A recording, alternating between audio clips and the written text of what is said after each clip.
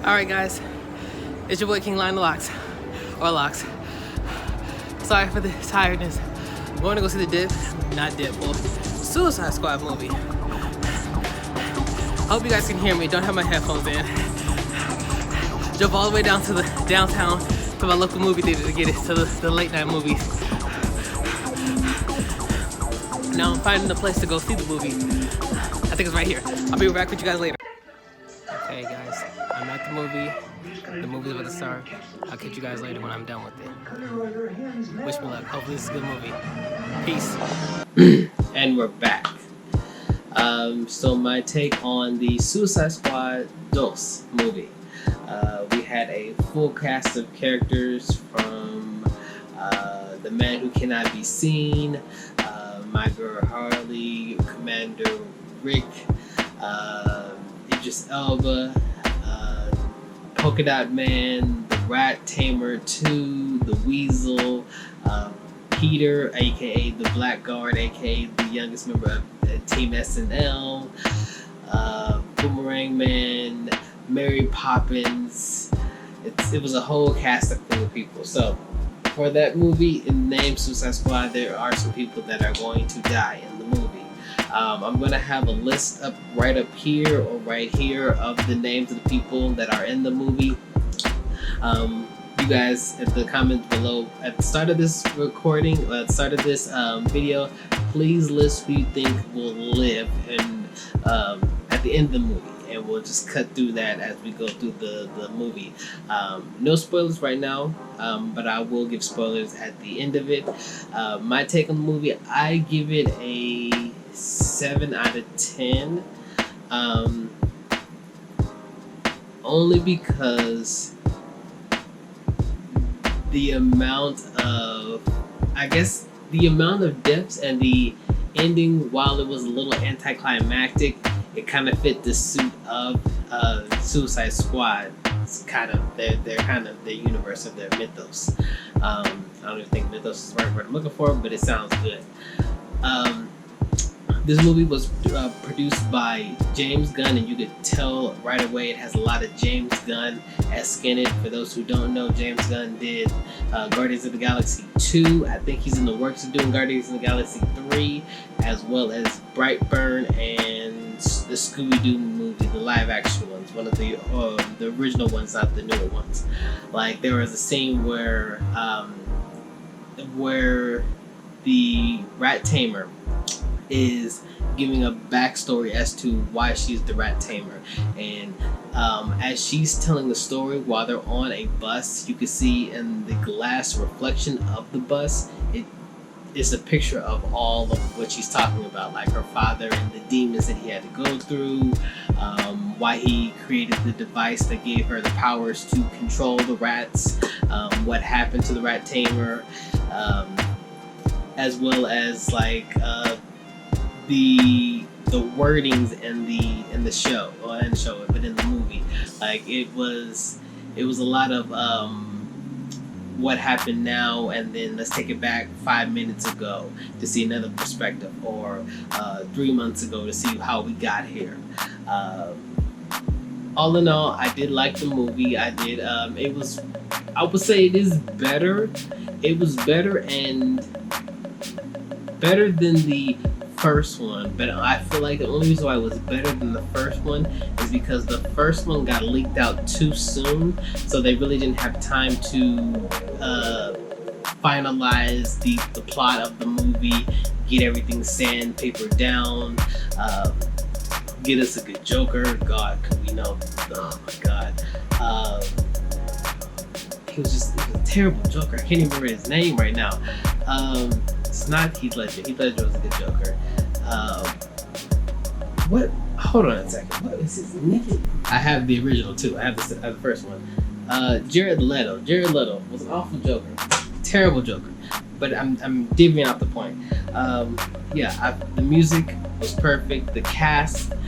At first I thought it was a lot of bodies, like a lot of people in there. But with the movie called Suicide Squad, most, if not all, of the people are going to die, which is crazy. The amount of deaths that happened in it and the amount of deaths that did not happen in that movie. Let's see, what else?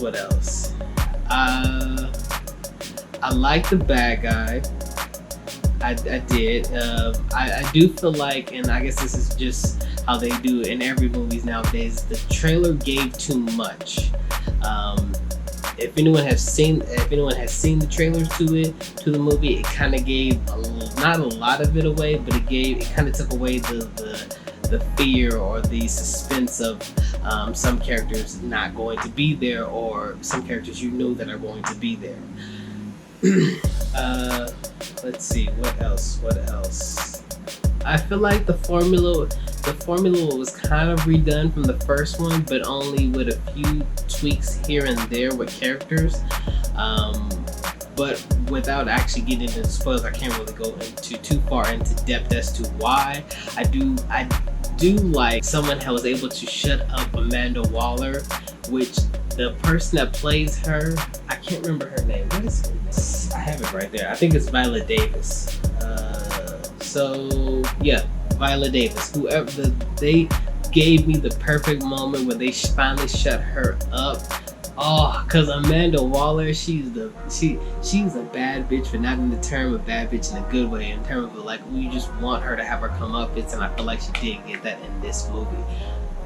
It was good. It was good. But without further ado, let's get into the movie. So, as I mentioned before, there's a long cast of people like The Man Who Can't Be Seen, John Cena, my girl Margot Robbie as Harley Quinn, Peter Davids as the Black Guard, Idris Elba, otherwise known as AKA the Black 007, the Rat Tamer, Rick Flags, David. There was a character, the Polka Dot Man, and his name was David. His actual name is David. I can't pronounce the last name. He was also in the movie, but I feel like his character was way too tame than how they portrayed him in the trailers of the movie. If you've seen in the other shows that he's in, like in Happy, I know that show has been discontinued, but he was crazy. A psychopath in that movie, and I was kind of hoping we got the shades of that in Suicide Squad 2. He was kind of tamed. He wasn't as crazy as he was, and even like in the lines that they were giving him, like I'll go into more depth when I get spoilers, but the lines that they gave him were not crazy enough for me. But the other characters, there was the Javelin, like I said, Mary Poppins. He was kind of like a Ricochet villain. Captain Boomerang, the Weasel, Mongrel, King Shark, which was supposed to be done by Steven Seagal. I don't know why they got Steven Seagal to do voice acting for basically Groot, but with a little bit more speaking lines. I kind of felt like that was a waste of time, as well as any other characters I forget to mention that are supposed to die in the movie. So, without further ado, let's get into it. So we start off with the main cast. Not even with the main cast. We start off with a cast of cool people. Boomerang Man, he comes back into this Scott Flags. What is his name? Hold on a second. What is his name? His name is Rick Flag. Wow, Rick Flag. Okay. Rick Flag, Mongrel, the Weasel, Black Guard, T.D. Jakes, or what is the... I'm sorry, y'all. There's a lot of names that were ridiculous to remember. What's his name? That's not it. Wow, that's crazy. I can't even find him. He was that bad in this movie. Anyway, the guy whose arms comes apart, I'll probably put his name in there. Harley comes back into the movie, and so we are told that we need this cast of crew people to go into... Oh, and Javelin. There we go, Javelin. We were told that this cast of crew people are the new Suicide Squad, and they have to go to this not this deserted island, but this island of people to find some documents about Project Star and to destroy it. We get onto the island, and first thing first, we realize that they have been set up. Shocker. Peter Davidson, aka Blackguard's character, lets everyone know that he set them up, that he was told to bring them in so that way he can get free. Don't know how he was able to do that, one, and also B, he did this knowing that he has an implant in the back of his head, a bomb in the back of his head, so he will blow up. I don't think he thought this through, because if he did, he probably would not have did that.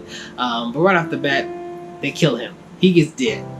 He gets his face blown off. They go right into the fighting. The guy with the detached arms goes in, and they're like, so that's what his name stands for, which it's initials for something. I cannot tell you what it is. I think it's Detached Arm Kid, TKA, something like that. TAK, or something like that. He goes off to trying to fight the guys with guns with his detached arms. That does not work out. He dies.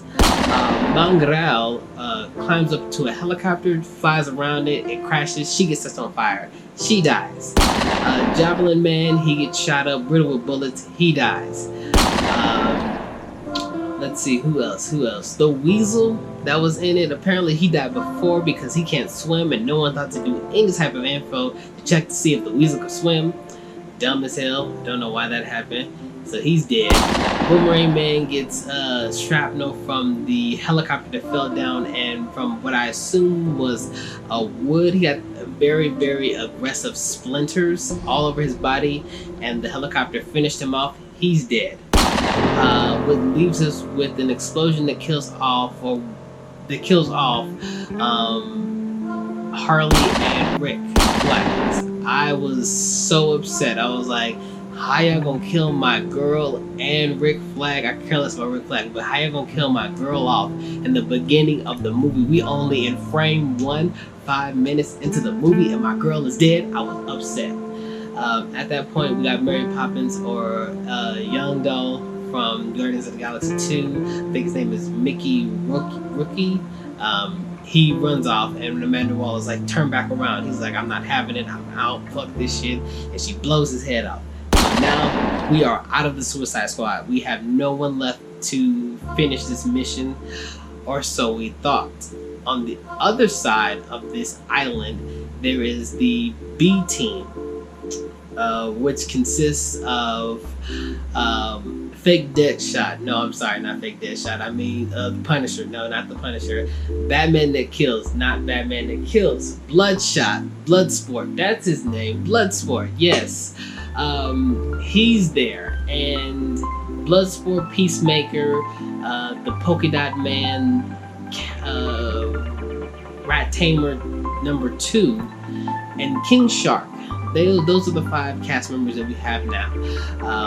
Again, like I mentioned before, with it being a James Gunn movie, we get a flashback, or more so a recap of what happened 8 months ago, where we learned about Bloodsport's name. He's there because he was able to put Superman in ICU with a kryptonite bullet. We never got to see this happen, but that's what they said he did, or otherwise known as explanation as to why Will Smith was not in this movie.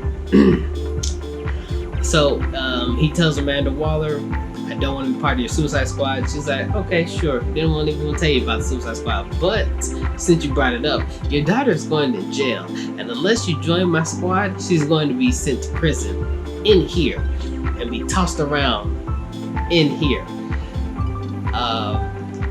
Needless to say, Idris took that, did not take that so well, and almost tried to stab her. And she was like, you could do that if you want to, but this is grave national security. And if I die, it's just your daughter's still coming up in here, and the cellmates will do with her how they will.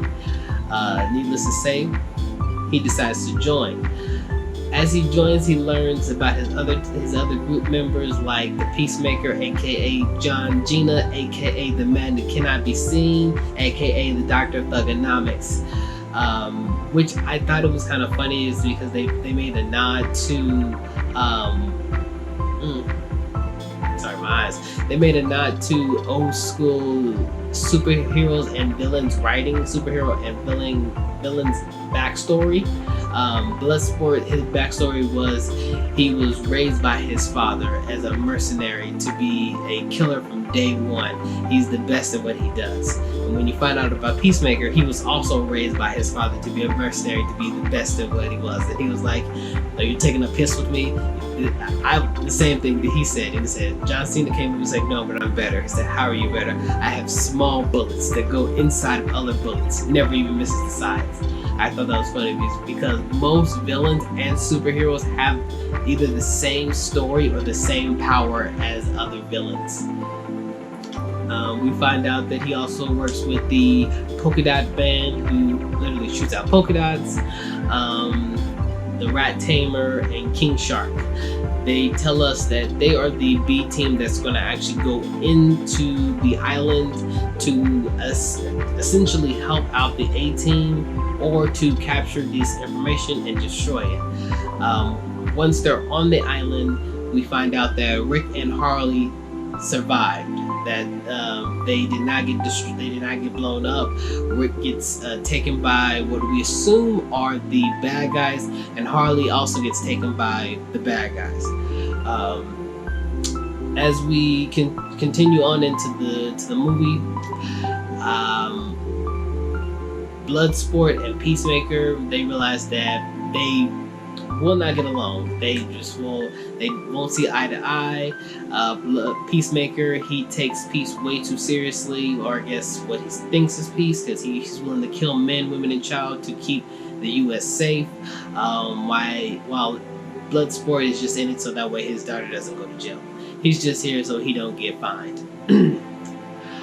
So they find Rick Flags and realize that the people that are holding him captured are the rebellion. And there was a scene in the movie where they are casually going into this campsite, mauling everyone down, killing everyone, not giving a fuck. And it wasn't until we get inside that we realized that this is the rebellion. And Rick was like, "What are you guys doing here?" He said, "Are you?" And Idris is like, "Are you drinking tea?" He's like, "Yeah, this is the rebellion. They came here and they rescued me." And the chief of the rebellion, she was like, "How come none of my people mentioned me? How come none of my people mentioned that you were here or anything?" And they were like, "What people? We didn't see any people. Did you see people? I didn't see no people. Did you see people? I didn't see anybody. We didn't see anybody." So they had to tell them that they had mauled down their whole rebellion and that they are now the rebellion. We take another cut over to Harley's side, and we find out that Harley has been captured by the actual army, and that they want to take her and have her marry the presidente of this country because everyone loves Harley. I kind of feel like that they took an island full of Harley fangirls and niggas that love Harley Quinn and put them in their own island together, because there was Harley cosplayers in one scene. There were people that said they just love her character. Like, even what we assume was the main bad guy, he said that he loved that just Harley Quinn's explosion and her temper was just amazing. Like, it was basically every fanboy that loved Harley Quinn embodied by him with the body that they wish they had. So they had a nice little love scene. He asked her to marry her, which I took that very harshly. No one gets to marry my girl but me, but I digress. And he tells Harley his master plan, that earlier, before he even met Harley, that they had seen the beast that will help them rule the world or put the world into terror. And it's a sentimental moment because he's confessing his heart to her, letting him know that he wants to marry her, that originally he was just doing this to please the people, but now spending time with her, he realizes that she is amazing, which every nigga can tell you that Harley Quinn, while it's crazy to tell, is amazing. And when he turns around, he gets shot by Harley. She was like, yeah, I can't do this. I promised myself that the next person I fall in love with, the next boyfriend I have, if there was any red flag, I would murder them. And I was like, you know what, that is good on you on that one. Don't want no red flags. And she was like, why? You could just tell me, why don't I leave? And I'm like, why are you yelling at me? And I'm like, at the end of the day, you're gonna just follow me around, and I can't have that. Also a good point. So she gets kidnapped again. The group now has Rick Flag. I don't know why I added an S to that. Rick Flag, and they go off to find the Thinker. He is the connection to Project Star. And while they're finding the Thinker, like I said, this is where they have the time to do their backstory and learn more about every character, or at least the main characters. King Shark is just a genetic shark, basically. He's just a mutant shark. The polka dotted man, we come to find out that he was infected by a extraterrestrial virus, which is why he shoots out polka dots, by his mother, because his mother wanted to create superhumans. Most of his siblings died. The ones that didn't had powers, and then there was him. When they asked where's his mother out now, he says he sees her everywhere. And that's where we realize that he literally sees his mother wherever he goes. Again, I kind of felt like his character was kind of more tame than how they let him off to be, especially with his character in the other scenes, and not other scenes, but other shows and movies he's portrayed in. He is crazy. He can pull off crazy. The movie was not giving me crazy. They were not giving me crazy. They were giving me mommy issues. I want to be a superhero. I have a disease, and this is how I cope with it. I wasn't feeling it. I really wasn't. But they gave us his story. Like I said, they gave us Idris' story. Apparently, he's afraid of rats, which made it weird because also he was working with Rat Girl. They didn't do enough background story on that either, but I digress. The information team didn't take into account to add the fact that the man that has fears of rats is working with a chick who can control rats. As I mentioned before, we also get the story as to why Rat Girl has her powers and what happened to Rat Tamer number 1. After that, we had the scene into the bar. The gang is met into a bar, and they find the Thinker. They capture him. They realize that Harley is alive and is captured. They go rescue her, and then we find out that the Project Star is Starro the Conqueror, which if you again seen in the trailer, you know that as well as the name. It's the starfish that kidnap or that brain controls people. In this movie, he is ultimately the big bad in the movie, no pun intended. We find out that it was Us America, which again, Amanda Waller doesn't tell everyone the full story. She wants to erase any information of Starro because we were the ones that first captured Starro, and then we sent him over to this island because we did not want to do any experiments on him. We couldn't do any legal experiments on him, so we sent him off to a foreign country that could do all the illegal experiments. Rick Flag did not like that, and so he wanted to take this document and give it to the world government, well, not the world government, so that the world would know this. Unfortunately, Peacemaker would not allow that, and he would not let Rick give this information away. He was willing to kill Rick for this. And so while they are having this battle, this fight, you see that Starro is breaking out of his glass. There was an explosion, so he breaks out of his glass and kills the Thinker. In the midst of their fighting between Rick and the Peacemaker, Peacemaker is able to kill Rick. Rick was the first death I did not see coming because he was in the first movie, but I assume that with his story kind of ending in the first movie, they kind of really didn't need him around anymore, especially with the fact that the main characters from the first movie are all either dead or are just him and Harley. So I was already thinking, okay, they're probably going to kill off Harley, especially since Margot Robbie has already stated that she's she's not tired of the Harley Quinn role, but she is tired of being Harley Quinn right now. And so I was like, okay, I had to mentally prepare myself for them to kill off Harley. Which also, if you haven't kept count, we've lost a bunch of people already. Stay tuned for more. Rat Tamer number 2, Numado, finds the hard drive in the midst of Rick and Peacemaker's fighting and captures it and runs off.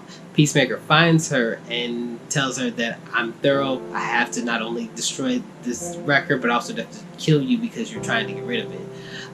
In the midst of that, we go 5 minutes back in time, and we get the perspective of what Idris, Harley, King Shark, Polka Dot Man are doing. They are planting bombs all over the tower to destroy it. In the midst of them destroying it, we lose one of the most important characters in the show, in the movie, Manuel, or Malik, or Michael, whatever his name is. I'm going to put it down here because I forgot his name. I'm not even trying to do a bit. I did forget his name. The bit was, though, that no one recognizes this man but the Polka Dot Man. And he was like, how did you guys forget him? He's been here with us the whole time. And they're like, who? It's like, he's been here with us. I don't think I remember him. I would remember this guy's name. And it's terrible, but it's also funny. So they set up the explosion. And as Idris's character is coming down the building, we get lined up to John Cena getting ready to shoot Ratmaker 2, and Idris comes down, and they lock eyes. And John Cena is about to shoot Idris, and Idris shoots them at the same time. And we see that Idris's bullets are smaller than John, so it goes through his bullet and kills the Peacemaker. And Peacemaker's like, how were you able to? And he's like, smaller bullets, mate. In his English accent. So we killed Peacemaker, and now we have to take out Starro. And I thought this was kind of anime plot armor, because Ratmaker told them that, hey, cover your face, because otherwise Starro's going to be able to control you. She has a mask, so that explains why the mask was Starro was not able to control her. King Shark's face is too big, makes sure that's why he can't control her. Bloodsport can shoot the little starfish out the sky. Okay, I believe that. Harley did not have a mask, didn't even have her gun. All she had was a javelin that she had from Javelin when he died. But she was trying to figure out what to do with the javelin, but was able to cover her face with it, and it get on her arm, and was still able to get away from it without anything happening to her. I was like, that's a little cap, but it's my girl Harley. I'ma let it slide. I'ma have to let it slide. So they realize that they have to kill this monster, otherwise not only is he going to take over this island, he could also take over the world. Amanda Waller does not care. They did their mission. She wants them to leave. They, on the other hand, were willing to risk dying to save the day. And as they are walking away, Amanda Waller's like, open the crate. I'm about to blow up all their heads. And as she opens the crate and get ready to press up the button to blow Idris's head off, one of her subordinates cocked her in the back of the head with a golf club. Knocks her clean out. I was so thankful that someone finally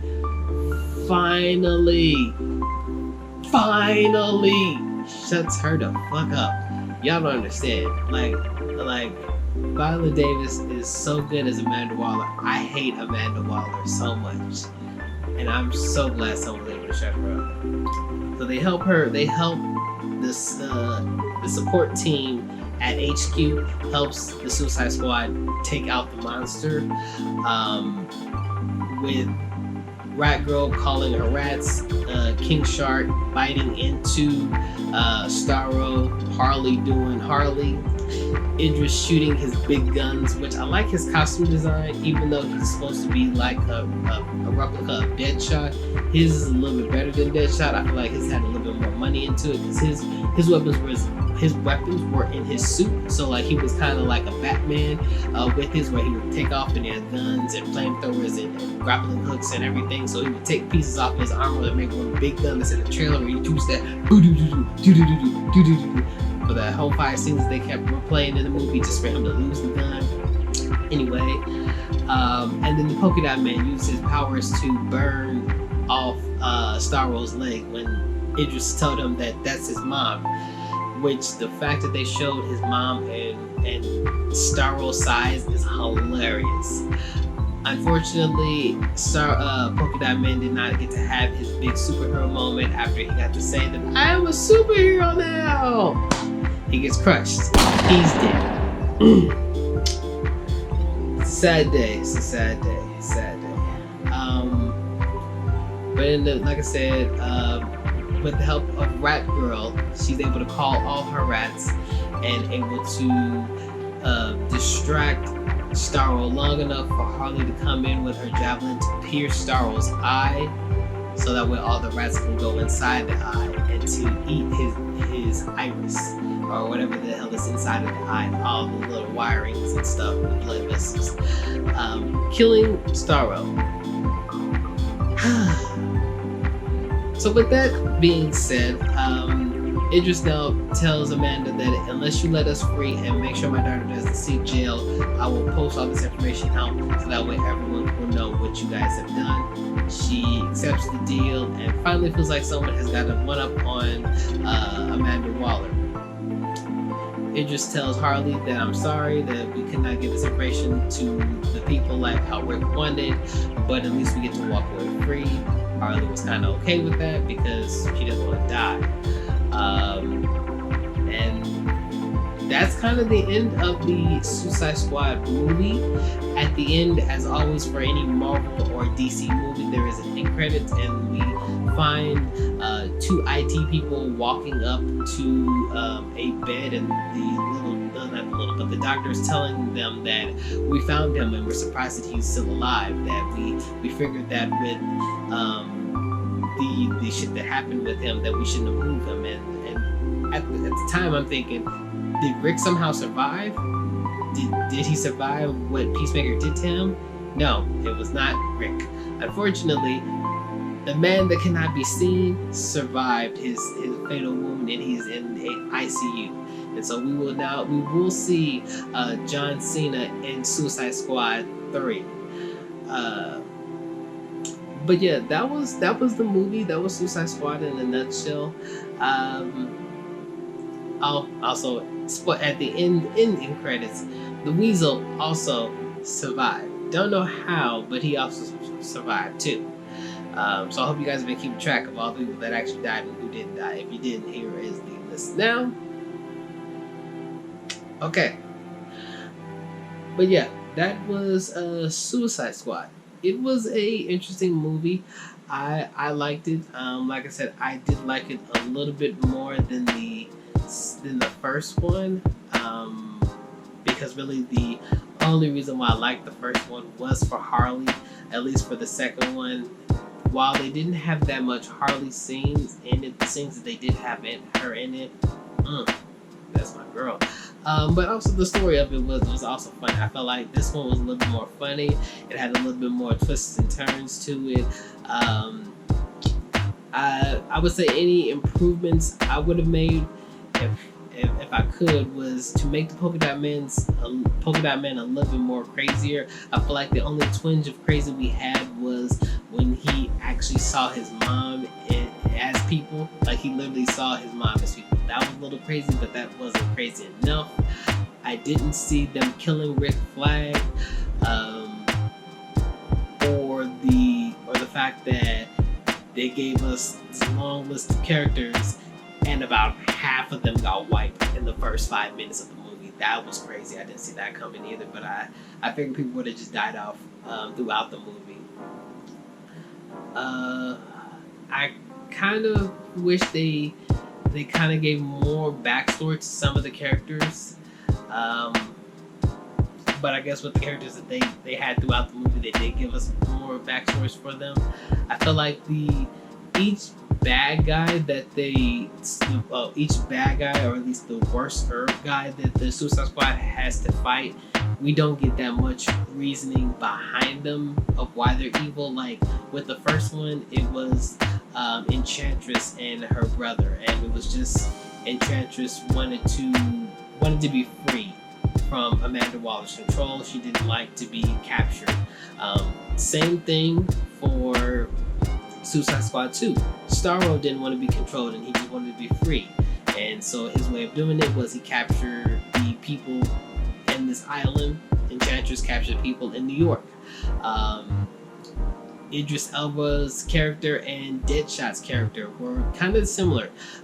Both marksmen, both either took aims at Batman or Superman. Both reasons as to why they are joining the group or came to join the group was because of their daughter. Will Smith's character Deadshot joined the group because his daughter told him to not fight Batman, and so he gave up and got himself arrested. Idris' character, his daughter got arrested and was told that if she could go to prison for this job. The difference is, though, Idris' character was not a good guy even to his daughter, while Deadshot's character loved his daughter and was able to do reason for why he wanted to at least see her more, and so that's why he did this. So yeah, it had polar opposites, but it felt like the formula was still the same in the story.